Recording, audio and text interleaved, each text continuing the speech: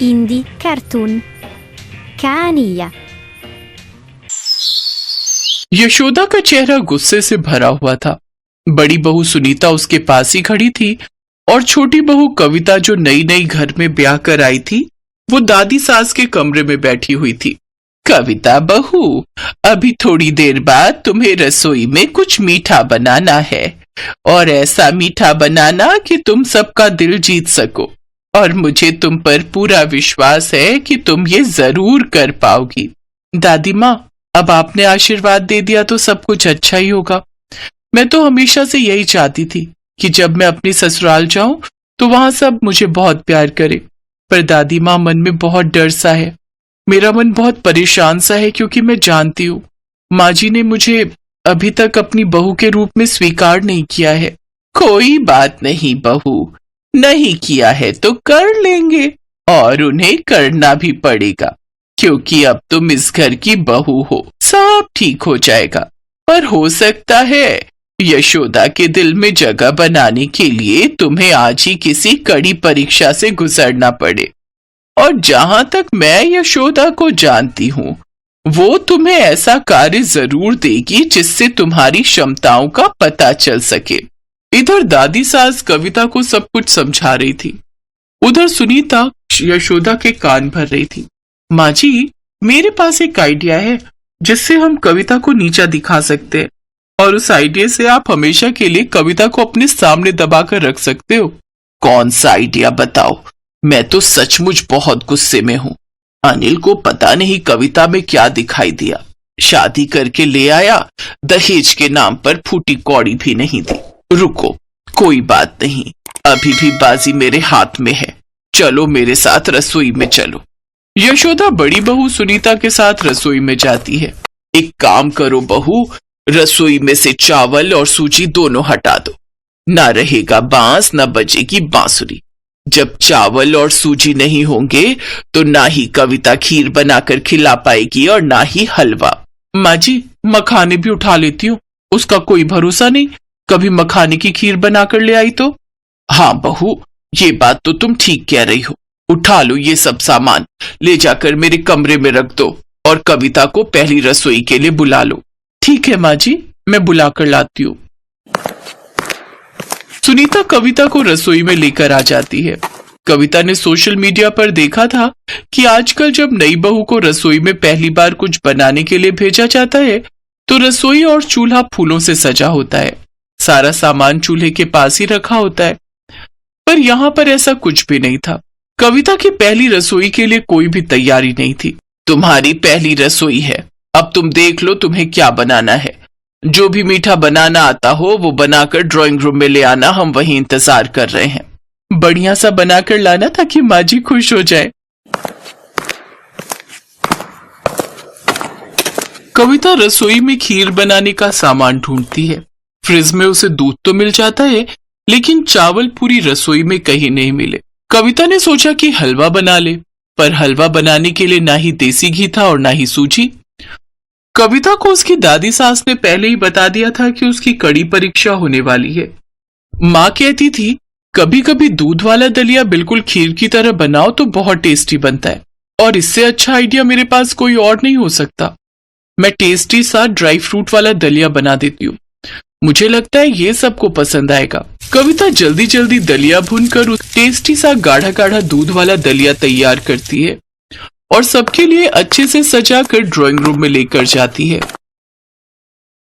दादी जी, सबसे पहले आप टेस्ट करके बताइए कि मैंने दलिया कैसा बनाया है। दलिया पर सुनीता, तुमने तो पहली बार शायद खीर बनाई थी ना? वो अजय भैया, मैंने सोचा क्यों ना मैं थोड़ा डिफरेंट बनाऊं। हलवा और खीर तो सभी बनाते हैं, मैंने दूध वाला दलिया बना दिया।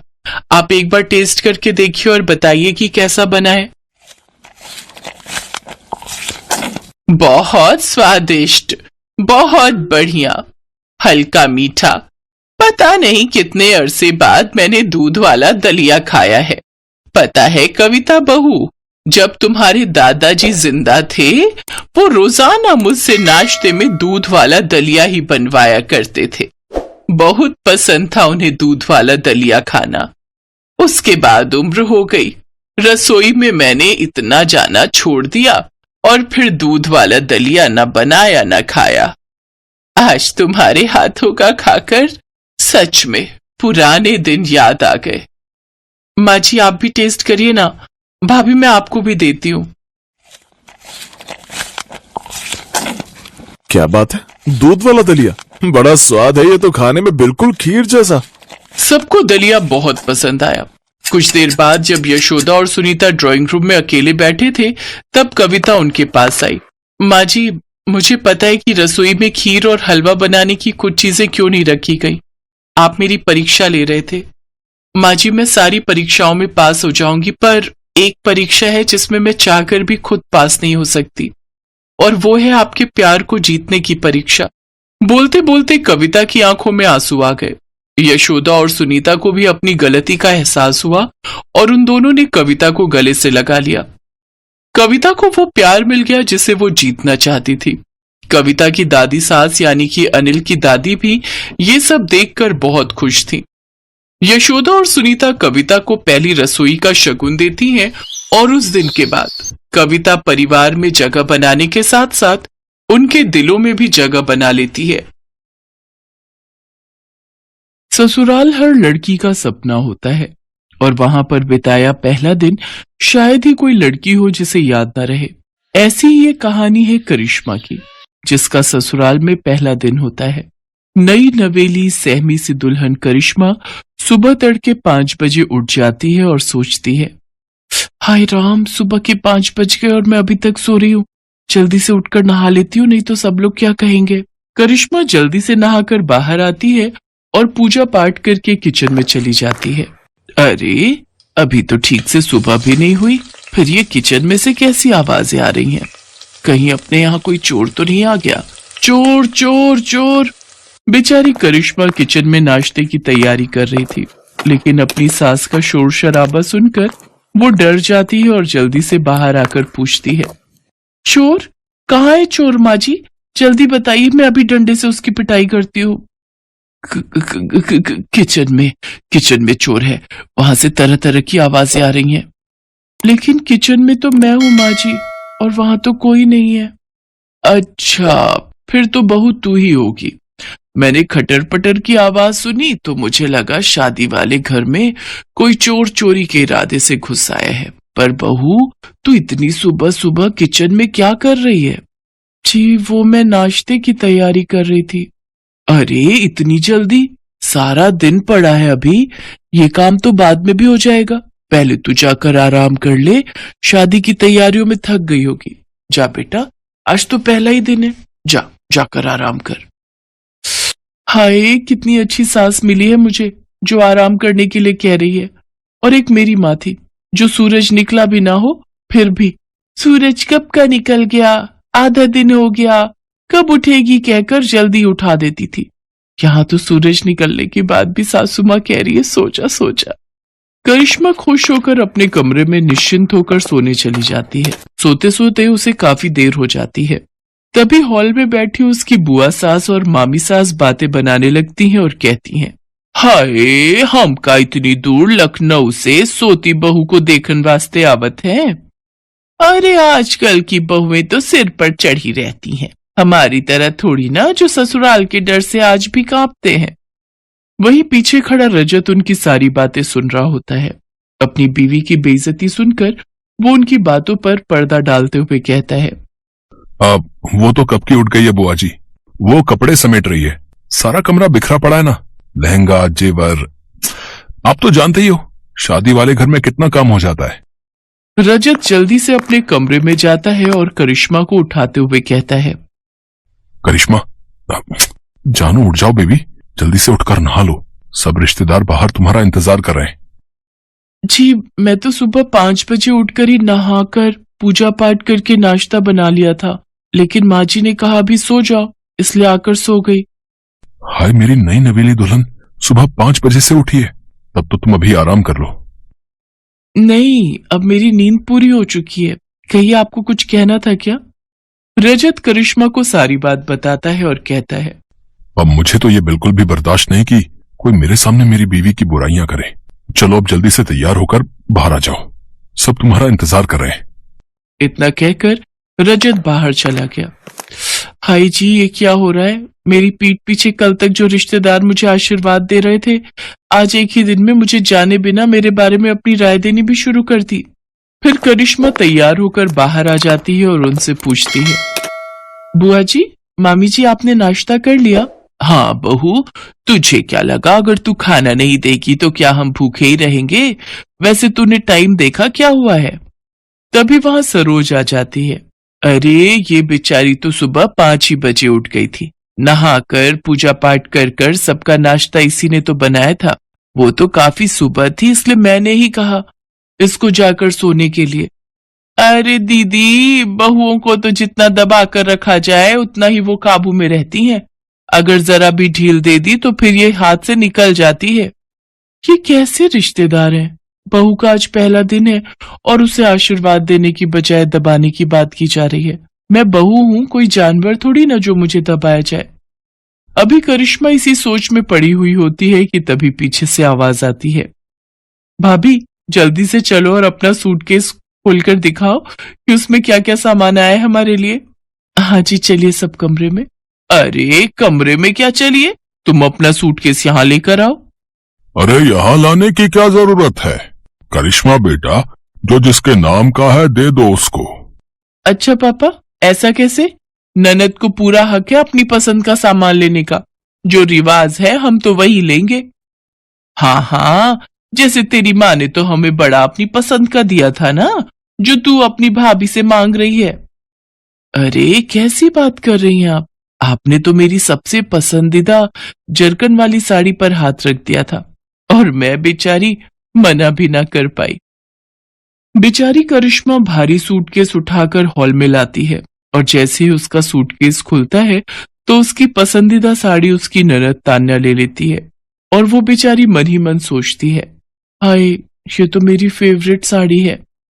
अच्छा, अब मेरे निकलने का वक्त हो रहा है, लेकिन सोच रही हूँ जाने से पहले एक बार नई बहू के हाथ का मीठा चख लूं। हाँ हाँ जरूर बुआ जी, आप बैठिए, मैं अभी आप सबके लिए हलवा बना कर लाती हूँ। हलवा नहीं भाभी, हमारे यहाँ तो मीठे में बहू खीर ही बनाती है, तो आपको भी वही बनानी है। खीर? करिश्मा की माँ ने मीठे में हलवा बनाना सिखाया था, वो भी उसने शादी से हफ्ता भर पहले ही सीखा था। हे भगवान, मैंने तो माँ से हफ्ता भर हलवा बनाने की ट्रेनिंग ली थी, लेकिन खीर कैसे बनाते हैं वो तो मुझे आता ही नहीं। एक काम करती हूँ, जो हलवे की रेसिपी है वही खीर के लिए इस्तेमाल करती हूँ। कुछ देर बाद करिश्मा खीर लेकर आती है। भुने हुए चावल की तो अच्छी खुशबू आ रही है, बस जरा दूध में चावल ठीक से मिक्स नहीं हो पाए। ये लो बहू, तुम्हारी पहली रसोई का सगुन। बुआ सोने की चेन बहू को गिफ्ट में देती है। मामी सास भी उसके लिए सोने की अंगूठी लाई होती है। आप सबने मेरी बहू को समझा, वही हमारे लिए काफी है। इन सब चीजों की कोई जरूरत नहीं थी। जरूरत कैसे नहीं थी दीदी? ये क्या तुम्हारी ही बहू है, हमारी नहीं? हाँ, इसकी अहमियत हमारे लिए भी उतनी ही है जितनी तुम्हारे लिए। बहू अब तू थक गई होगी, जा बेटा अपने कमरे में जाकर आराम कर। करिश्मा उन सबके पैर छूकर कमरे में चली जाती है। आज शाम को बहू के मम्मी पापा आने वाले हैं, देखते हैं क्या लेकर आते हैं। वही लाएंगे जो तुम्हारे लाए थे, खाली हाथ ही आएंगे और क्या। और जो शगुन से पहले ट्रक भर कर आया था उसका क्या, वो तो आपको याद नहीं। चलो अब तो मैं चली अपने घर। आप दोनों ननद भाभी शादी के 30 साल बाद भी लड़ती ही रहो। हाँ हाँ मैं भी चलती हूँ। इसके बाद वो वहां से चली जाती है। शाम को करिश्मा के माता पिता उसके ससुराल आते हैं।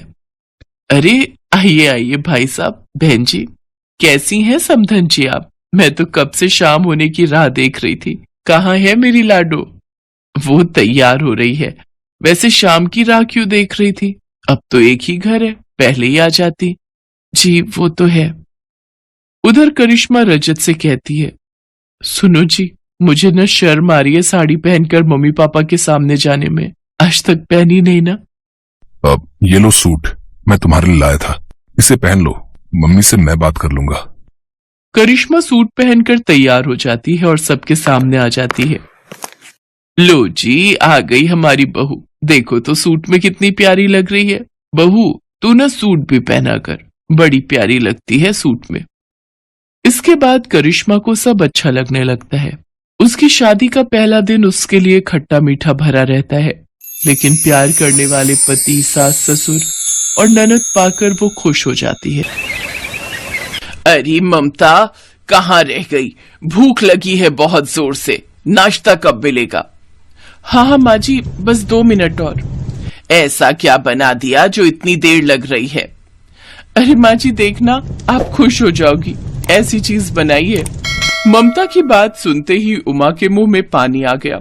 वो मन ही मन सोचने लगी कि आखिर उसकी बहू उसके लिए क्या बनाकर लाने वाली है। तभी ममता एक प्लेट में उपमा लेकर आई और फिर, अरे वाह, तुमने तो हलवा बनाया है, पर ये कैसा हलवा है सब्जी वाला? माँ जी, ये सूजी से जरूर बना है, पर ये हलवा नहीं है। हैं? हलवा नहीं है तो फिर क्या बना दिया ये? अरे माँ जी, इसे उपमा कहते हैं। उपमा? ये नाम तो मैंने पहले कभी नहीं सुना। माँ जी, ये दक्षिण भारत के लोग खाते हैं, बहुत फायदेमंद होता है। अच्छा। ममता उमा को उपमा देकर चली गई। ममता के जाने के बाद उमा ने जैसे ही थोड़ा सा उपमा चखा तो उसे बिल्कुल मजा नहीं आया। दरअसल उमा को मीठा खाने का बहुत शौक था। उपमा को हलवा समझकर उमा जितनी खुश हुई थी, उपमा खाकर उसका मन उतना ही खराब हो गया। हे भगवान, इस बुढ़ापे में भी अपने मन की चीजें नहीं खा पा रही मैं। किस बात की सजा दे रहा है तू मुझे? आहा, ऐसी बहू किसी को ना मिले। उमा ने ममता से तो कुछ नहीं कहा, लेकिन वो बस मन महसूस कर रह गई। फिर शाम को उमा ने ममता को फिर आवाज लगाई, ममता, ओ ममता, एक चाय तो पिला दे बहू। हाँ माँ जी, लाती हूँ। नाश्ते में उपमा, दोपहर में गोभी की सब्जी खाकर उमा का मन वैसे ही खट्टा हो रहा था। अब तो उसे एक बढ़िया सी चाय का ही सहारा था। थोड़ी देर बाद ममता उमा के लिए चाय बनाकर ले आई और फिर, लीजिए माँ जी, चाय पी लीजिए। अरे वाह लाला, बढ़िया सी चाय की चाहत लिए जैसे ही उमा ने चाय की पहली चुस्की ली, उसका मुंह इतना बुरा बन गया जैसे उसने मिर्च फांक ली हो। अरे ममता, चाय में चीनी डालनी भूल गई है क्या? नहीं माँ जी, जानबूझकर नहीं डाली है। आग लगे ऐसी बहू को, न खाना अच्छा देती है न चाय बनानी आती है। हे भगवान, क्यों दी तूने ऐसी बहू? ये तो मेरे प्राण लेकर रहेगी। अब मैं नहीं रहूंगी इसके साथ, मैं तो मोहिनी के पास चली जाऊंगी, कम से कम उसके पास अच्छा खाना तो मिलेगा। उमा की 2 बहुएं थीं, बड़ी ममता जो गांव में उसके साथ रहती थी और छोटी मोहिनी जो शहर में रहती थी। मोहिनी उमा के छोटे बेटे उमेश की पत्नी थी। शहर में उमेश और मोहिनी दोनों नौकरी करते थे। उनको तकलीफ ना हो इसीलिए उमा गांव में रहती थी, जहां ममता उसकी पूरी देखभाल करती थी। लेकिन फीका खाना खा खा कर उमा का मन इतना खराब हो गया कि उसने शहर जाकर रहने की जिद ठान ली। ममता और उसके पति कमलेश ने उमा को बहुत समझाया, लेकिन उमा अब मानने वाली नहीं थी। तो कमलेश अगले ही दिन अपनी माँ को छोटे भाई के पास शहर छोड़ आया और फिर उसी शाम, ये लीजिए माँ जी, मटर पनीर बनाया है आज आपके लिए। अरे वाह वाह, क्या बात है, आंखें और जीभ दोनों तरस गई मेरी तो ऐसे खाने के लिए।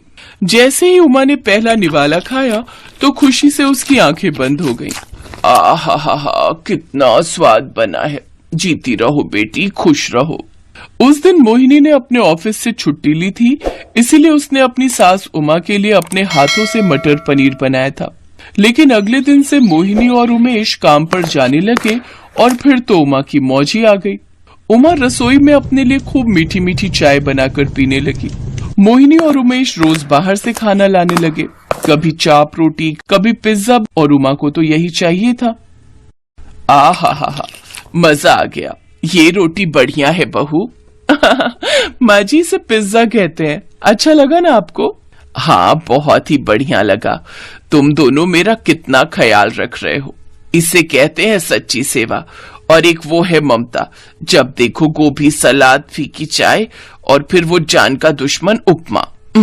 उमा मौज भरी जिंदगी जी रही थी। वो बहुत खुश थी, लेकिन फिर एक दिन अचानक उसकी तबीयत बहुत ज्यादा खराब हो गई। घबराई मोहिनी और उमेश उसे लेकर अस्पताल दौड़े। देखिए, इनकी हालत बहुत खराब है। शुगर लेवल 600 के आसपास है। परहेज नहीं करती हैं क्या ये? डॉक्टर की बात सुनकर मोहिनी और उमेश सोचने लगे कि पिछले 1 महीने में कैसे उमा ने भर भर कर पिज्जा, बर्गर और मोमोज खाए हैं।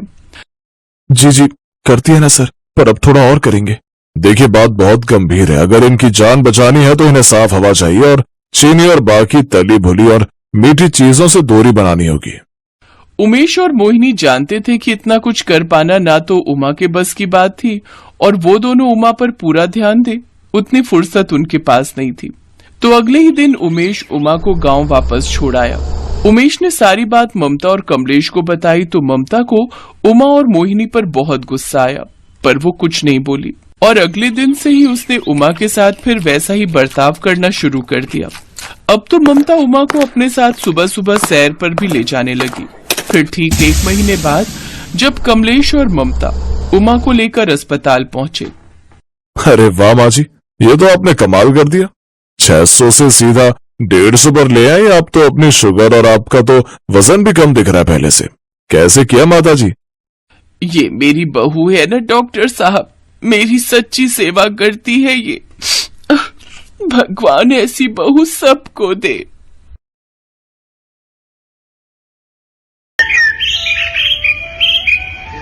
माँ सुनो ना। हाँ बोल बेटा, क्या हुआ? आज ना मेरे सारे दोस्त पार्टी करने जा रहे हैं, मैं भी उनके साथ जाना चाहती हूँ, तो मुझे थोड़े पैसे दे दो ना।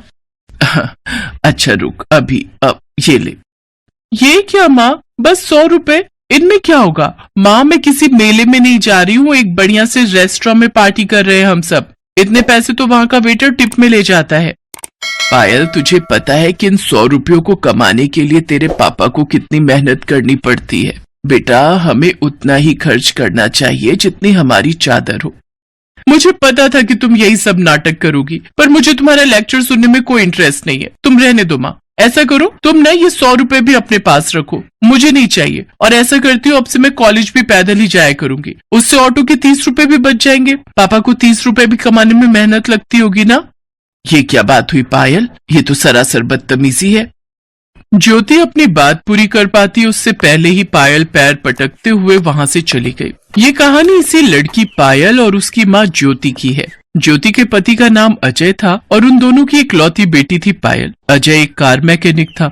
ज्योति और अजय में अच्छी बनती थी, लेकिन इनकी बेटी पायल, उसके मिजाज जरा अलग थे। उस दिन अपनी माँ से नाराज होकर जब वो अपने कॉलेज पैदल ही जाने लगी, तभी रास्ते में उसके पास एक बड़ी सी गाड़ी आकर रुकी। ओह हाय पायल, कैसी हो? सॉरी, मैंने आपको पहचाना नहीं।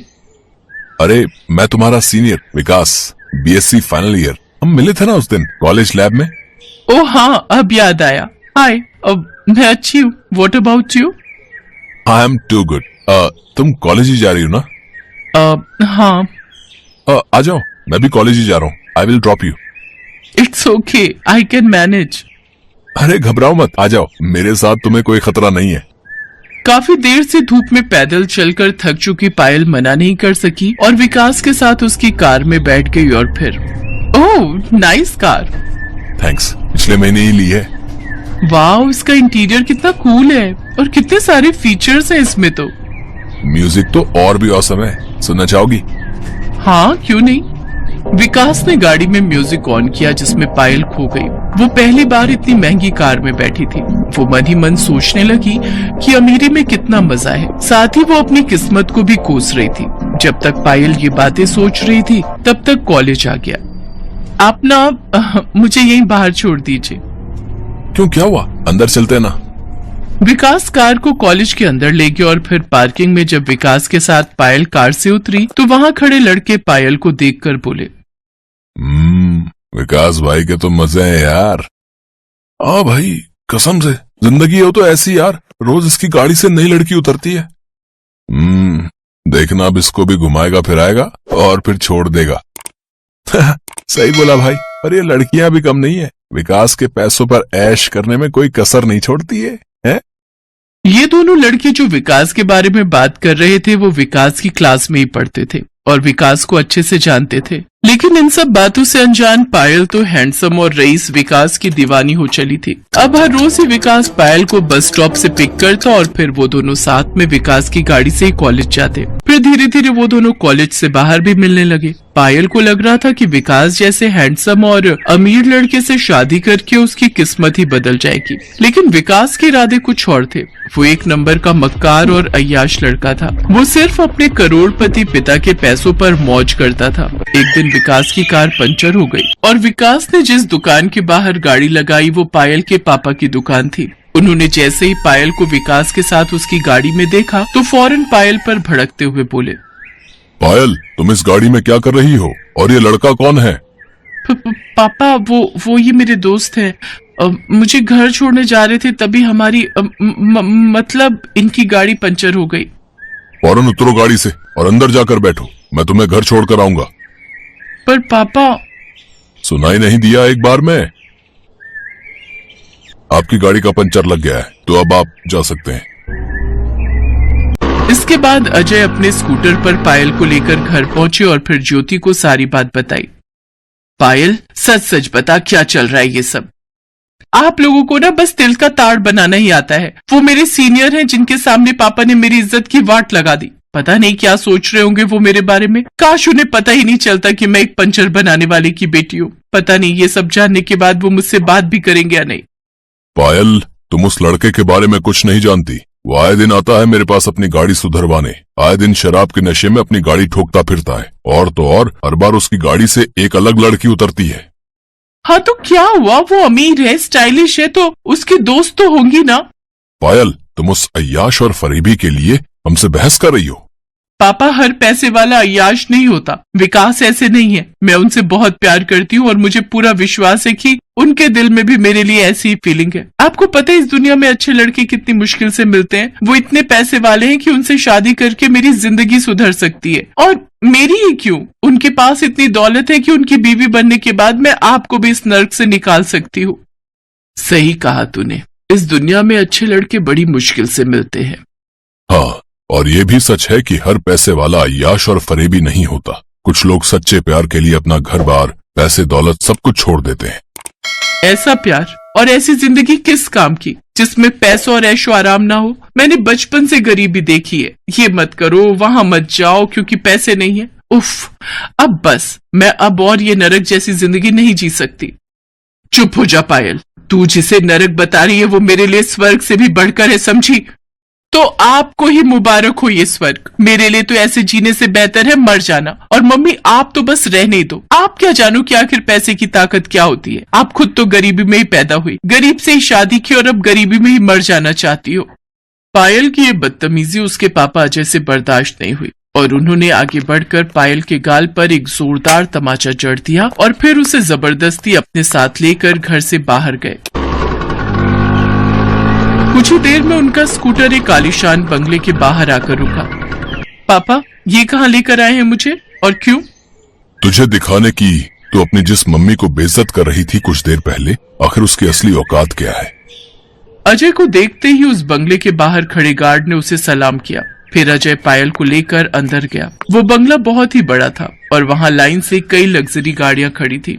तभी वहाँ एक रौबदार बुजुर्ग आए। अजय ने उनके पैर छुए और फिर, पिताजी, आपने सच ही कहा था। मैं आज वाकई अपनी गरीबी से हार गया और मुझे मेरी इस हार का एहसास कराने वाली मेरी खुद की बेटी है। आपने ठीक ही कहा था कि मैं चाहे जो कर लूं, लेकिन एक दिन हार मानकर आपकी चौखट पर जरूर आऊंगा। तो लीजिए, मैं आ गया पिताजी।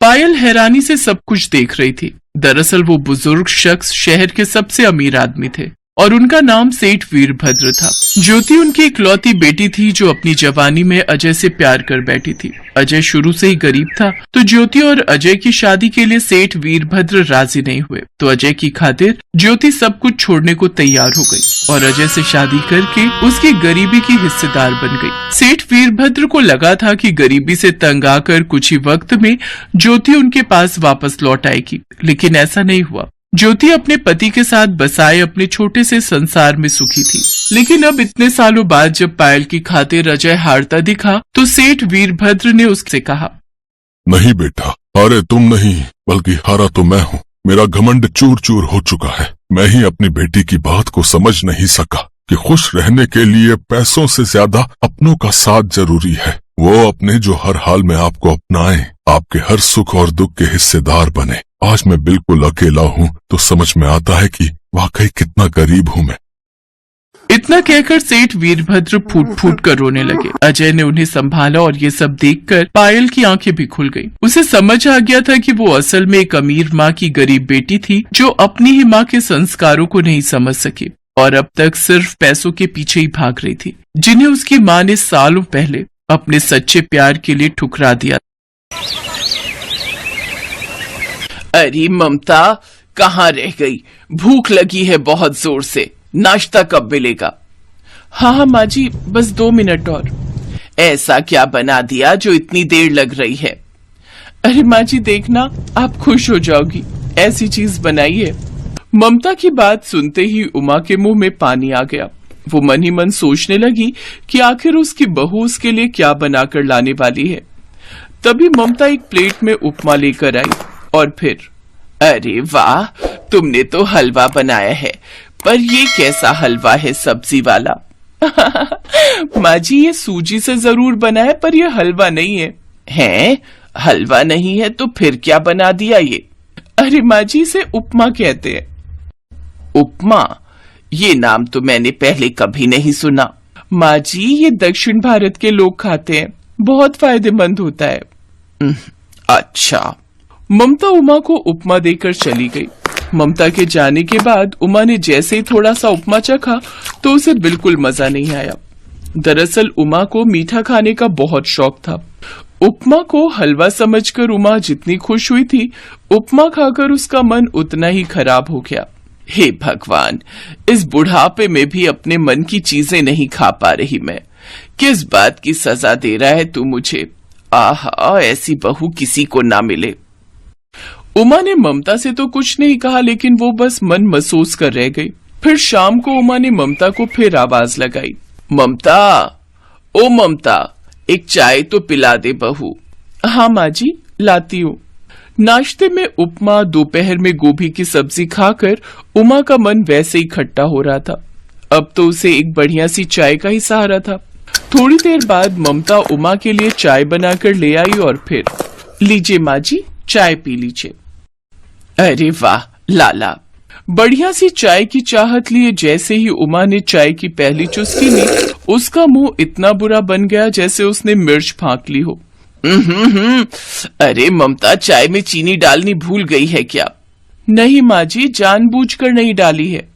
आग लगे ऐसी बहू को, न खाना अच्छा देती है न चाय बनानी आती है। हे भगवान, क्यों दी तूने ऐसी बहू? ये तो मेरे प्राण लेकर रहेगी। अब मैं नहीं रहूंगी इसके साथ, मैं तो मोहिनी के पास चली जाऊंगी, कम से कम उसके पास अच्छा खाना तो मिलेगा। उमा की 2 बहुएं थीं, बड़ी ममता जो गांव में उसके साथ रहती थी और छोटी मोहिनी जो शहर में रहती थी। मोहिनी उमा के छोटे बेटे उमेश की पत्नी थी।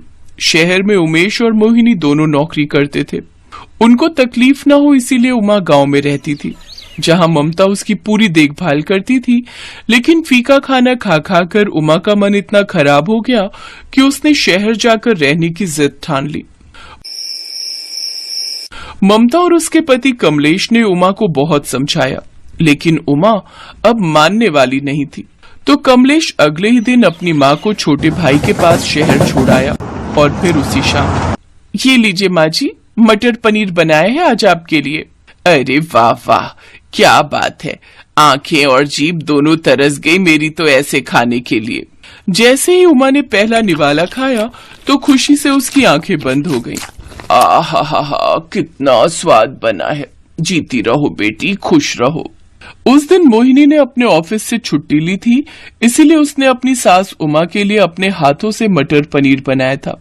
लेकिन अगले दिन से मोहिनी और उमेश काम पर जाने लगे और फिर तो उमा की मौज ही आ गई। उमा रसोई में अपने लिए खूब मीठी मीठी चाय बनाकर पीने लगी। मोहिनी और उमेश रोज बाहर से खाना लाने लगे, कभी चाप रोटी, कभी पिज्जा, और उमा को तो यही चाहिए था। आहा, मजा आ गया, ये रोटी बढ़िया है बहू। माँ जी इसे पिज्जा कहते हैं, अच्छा लगा ना आपको? हाँ, बहुत ही बढ़िया लगा। तुम दोनों मेरा कितना ख्याल रख रहे हो। इसे कहते हैं सच्ची सेवा। और एक वो है ममता, जब देखो गोभी सलाद, फीकी चाय और फिर वो जान का दुश्मन उपमा। उमा मौज भरी जिंदगी जी रही थी। वो बहुत खुश थी, लेकिन फिर एक दिन अचानक उसकी तबीयत बहुत ज्यादा खराब हो गई। घबराए मोहिनी और उमेश उसे लेकर अस्पताल दौड़े। देखिए, इनकी हालत बहुत खराब है। शुगर लेवल 600 के आसपास है। परहेज नहीं करती हैं क्या ये? डॉक्टर की बात सुनकर मोहिनी और उमेश सोचने लगे कि पिछले 1 महीने में कैसे उमा ने भर भर कर पिज्जा, बर्गर और मोमोज खाए हैं। जी जी, करती है ना सर, पर अब थोड़ा और करेंगे। देखिए, बात बहुत गंभीर है। अगर इनकी जान बचानी है तो इन्हें साफ हवा चाहिए और चीनी और बाकी तली भुली और मीठी चीजों से दूरी बनानी होगी। उमेश और मोहिनी जानते थे कि इतना कुछ कर पाना ना तो उमा के बस की बात थी और वो दोनों उमा पर पूरा ध्यान दे, उतनी फुर्सत उनके पास नहीं थी। तो अगले ही दिन उमेश उमा को गांव वापस छोड़ आया।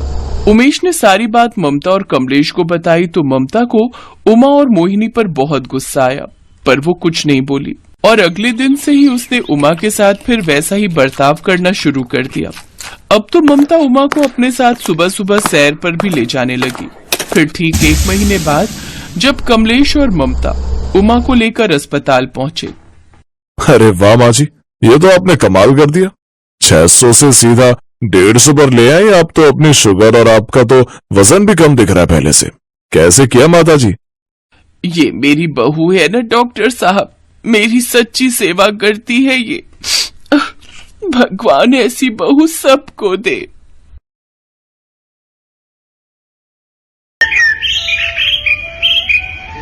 माँ सुनो ना। हाँ बोल बेटा, क्या हुआ? आज ना मेरे सारे दोस्त पार्टी करने जा रहे हैं, मैं भी उनके साथ जाना चाहती हूँ, तो मुझे थोड़े पैसे दे दो ना। अच्छा रुक, अभी अब ये ले। ये क्या माँ, बस 100 रुपए? इनमें क्या होगा? माँ मैं किसी मेले में नहीं जा रही हूँ, एक बढ़िया से रेस्टोरेंट में पार्टी कर रहे हैं हम सब। इतने पैसे तो वहां का वेटर टिप में ले जाता है। पायल, तुझे पता है कि इन 100 रुपयों को कमाने के लिए तेरे पापा को कितनी मेहनत करनी पड़ती है? बेटा, हमें उतना ही खर्च करना चाहिए जितनी हमारी चादर हो।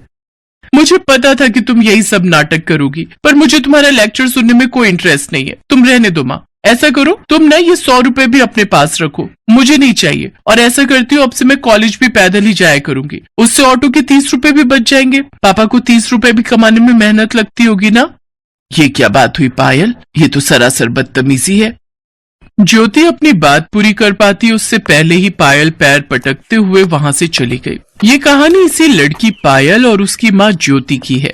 ज्योति के पति का नाम अजय था और उन दोनों की इकलौती बेटी थी पायल। अजय एक कार मैकेनिक था। ज्योति और अजय में अच्छी बनती थी, लेकिन इनकी बेटी पायल, उसके मिजाज जरा अलग थे। उस दिन अपनी माँ से नाराज होकर जब वो अपने कॉलेज पैदल ही जाने लगी, तभी रास्ते में उसके पास एक बड़ी सी गाड़ी आकर रुकी। ओह हाय पायल, कैसी हो? सॉरी, मैंने आपको पहचाना नहीं। अरे मैं तुम्हारा सीनियर विकास, बीएससी फाइनल ईयर। हम मिले थे ना उस दिन कॉलेज लैब में। ओह हाँ, अब याद आया। हाय, मैं अच्छी हूँ। What about you? I am too good. तुम कॉलेज ही जा रही हो ना? हाँ। आ जाओ, मैं भी कॉलेज ही जा रहा हूँ। I will drop you. It's okay, I can manage. अरे घबराओ मत, आ जाओ, मेरे साथ तुम्हें कोई खतरा नहीं है। काफी देर से धूप में पैदल चलकर थक चुकी पायल मना नहीं कर सकी और विकास के साथ उसकी कार में बैठ गई और फिर ओह नाइस कार। थैंक्स, पिछले महीने ही ली है। वाह, इसका इंटीरियर कितना कूल है और कितने सारे फीचर्स हैं इसमें तो। म्यूजिक तो और भी औसम है, सुनना चाहोगी? हाँ क्यों नहीं। विकास ने गाड़ी में म्यूजिक ऑन किया जिसमें पायल खो गई। वो पहली बार इतनी महंगी कार में बैठी थी। वो मन ही मन सोचने लगी कि अमीरी में कितना मजा है। साथ ही वो अपनी किस्मत को भी कोस रही थी। जब तक पायल ये बातें सोच रही थी तब तक कॉलेज आ गया। आप ना मुझे यहीं बाहर छोड़ दीजिए। क्यों, क्या हुआ? अंदर चलते ना। विकास कार को कॉलेज के अंदर ले गया और फिर पार्किंग में जब विकास के साथ पायल कार से उतरी तो वहां खड़े लड़के पायल को देखकर बोले, विकास भाई के तो मजे हैं यार। हाँ भाई, कसम से जिंदगी हो तो ऐसी यार, रोज इसकी गाड़ी से नई लड़की उतरती है। देखना अब इसको भी घुमाएगा फिराएगा और फिर छोड़ देगा। सही बोला भाई, पर ये लड़कियां भी कम नहीं है, विकास के पैसों पर ऐश करने में कोई कसर नहीं छोड़ती है? ये दोनों लड़के जो विकास के बारे में बात कर रहे थे वो विकास की क्लास में ही पढ़ते थे और विकास को अच्छे से जानते थे। लेकिन इन सब बातों से अनजान पायल तो हैंडसम और रईस विकास की दीवानी हो चली थी। अब हर रोज ही विकास पायल को बस स्टॉप से पिक करता और फिर वो दोनों साथ में विकास की गाड़ी से ही कॉलेज जाते। फिर धीरे धीरे वो दोनों कॉलेज से बाहर भी मिलने लगे। पायल को लग रहा था कि विकास जैसे हैंडसम और अमीर लड़के से शादी करके उसकी किस्मत ही बदल जाएगी, लेकिन विकास के इरादे कुछ और थे।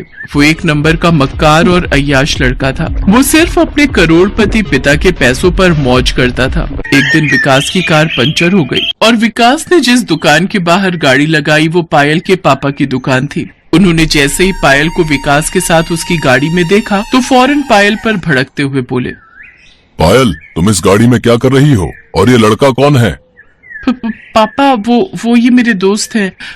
मुझे घर छोड़ने जा रहे थे तभी हमारी मतलब इनकी गाड़ी पंचर हो गई। फौरन उतरो गाड़ी से और अंदर जाकर बैठो, मैं तुम्हें घर छोड़कर आऊंगा। पर पापा। सुनाई नहीं दिया एक बार में?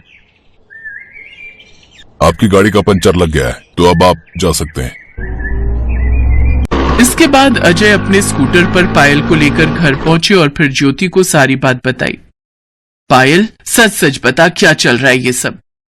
आप लोगों को ना बस तिल का ताड़ बनाना ही आता है। वो मेरे सीनियर हैं जिनके सामने पापा ने मेरी इज्जत की वाट लगा दी। पता नहीं क्या सोच रहे होंगे वो मेरे बारे में। काश उन्हें पता ही नहीं चलता कि मैं एक पंचर बनाने वाले की बेटी हूँ। पता नहीं ये सब जानने के बाद वो मुझसे बात भी करेंगे या नहीं। पायल, तुम उस लड़के के बारे में कुछ नहीं जानती। वो आए दिन आता है मेरे पास अपनी गाड़ी सुधरवाने, आए दिन शराब के नशे में अपनी गाड़ी ठोकता फिरता है, और तो और हर बार उसकी गाड़ी से एक अलग लड़की उतरती है। हाँ तो क्या हुआ? वो अमीर है, स्टाइलिश है, तो उसकी दोस्त तो होंगी ना। पायल, तुम उस अय्याश और फरीबी के लिए हमसे बहस कर रही हो।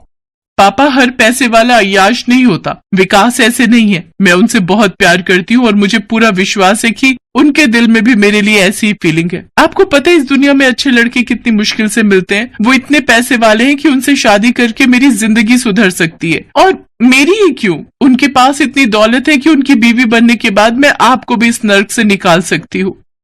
सही कहा तूने, इस दुनिया में अच्छे लड़के बड़ी मुश्किल से मिलते हैं। हाँ, और ये भी सच है कि हर पैसे वाला अय्याश और फरेबी नहीं होता। कुछ लोग सच्चे प्यार के लिए अपना घर बार, पैसे दौलत सब कुछ छोड़ देते हैं।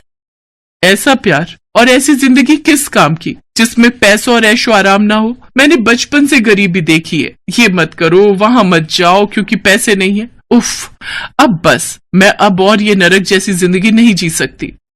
चुप हो जा पायल, तू जिसे नरक बता रही है वो मेरे लिए स्वर्ग से भी बढ़कर है, समझी? तो आपको ही मुबारक हो ये स्वर्ग। मेरे लिए तो ऐसे जीने से बेहतर है मर जाना। और मम्मी, आप तो बस रहने दो। आप क्या जानो कि आखिर पैसे की ताकत क्या होती है। आप खुद तो गरीबी में ही पैदा हुई, गरीब से ही शादी की और अब गरीबी में ही मर जाना चाहती हो। पायल की ये बदतमीजी उसके पापा अजय से बर्दाश्त नहीं हुई और उन्होंने आगे बढ़कर पायल के गाल पर एक जोरदार तमाचा जड़ दिया और फिर उसे जबरदस्ती अपने साथ लेकर घर से बाहर गए। कुछ ही देर में उनका स्कूटर एक आलीशान बंगले के बाहर आकर रुका। पापा, ये कहाँ लेकर आए हैं मुझे और क्यों? तुझे दिखाने की तू अपनी जिस मम्मी को बेइज्जत कर रही थी कुछ देर पहले, आखिर उसकी असली औकात क्या है।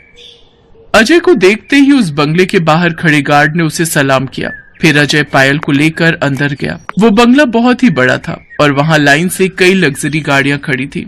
तभी वहाँ एक रौबदार बुजुर्ग आए। अजय ने उनके पैर छुए और फिर, पिताजी, आपने सच ही कहा था। मैं आज वाकई अपनी गरीबी से हार गया और मुझे मेरी इस हार का एहसास कराने वाली मेरी खुद की बेटी है। आपने ठीक ही कहा था कि मैं चाहे जो कर लूं, लेकिन एक दिन हार मानकर आपकी चौखट पर जरूर आऊंगा। तो लीजिए, मैं आ गया पिताजी।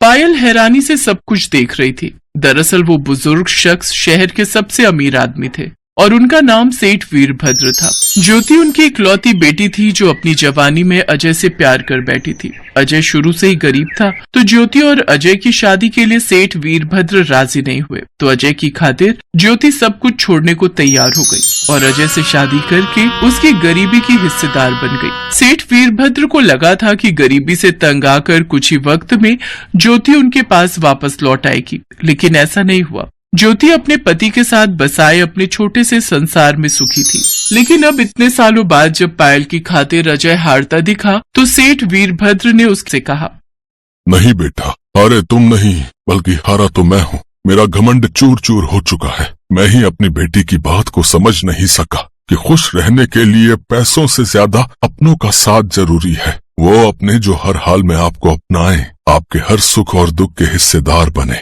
आज मैं बिल्कुल अकेला हूँ तो समझ में आता है कि वाकई कितना गरीब हूँ मैं।